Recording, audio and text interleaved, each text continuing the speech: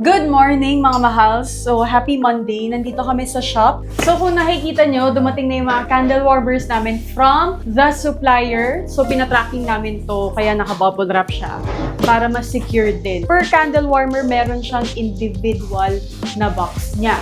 One by one mga mahal, sine-check namin yung mga candle warmers para malaman namin kung meron bang working o hindi. If may isa na hindi nag-work, yun yung ibabalik namin kay supplier para mapalitan nila ng bago and ma-return nila mismo doon sa manufacturer. Ang purpose ng candle warmers mga mahal, para mas matipid nyo yung candle nyo, hindi lang din yun, continuous lang din yung sentro niya. Pagka na-off mo na yung candle warmer mo, takpan mo lang siya, then hayaan mo lang siya ulit mag-curate. So basically, parang lifetime yung buhay ng candles nyo kapag naka-candle warmer kayo. Para din to sa mga tao na mahilig mag-candles, tapos hindi nila pwedeng dalhin sa office nila. Let's say may own office sila, pwede nilang dalhin yun, pwede nilang ilagay doon without the worry na meron siyang open flame.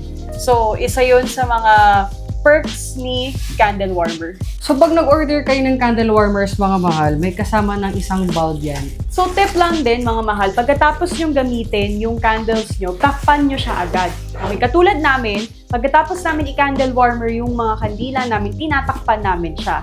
Ang purpose kasi nun mga mahal, para hindi mawalan ng scent. Isa sa mga main reasons kung bakit nawawalan ng scent yung mga candles nyo, kasi pagkatapos nyong gamitin, hindi nyo na binabalik yung takip.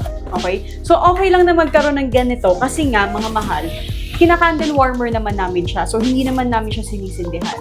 So kapag alam namin na malapit na namin siyang sindihan, saka namin inaayos yung wick niya. At saka mga mahal, kung gagamit kayo ng mga kandila namin, hindi basta-basta mawawalan yan ng scent. Kasi muna sa lahat, ang gamit nga namin is coconut and beeswax. Sa paprolong yung mismong scent niya, lalo na pag tama yung paggamit nyo ng kandila.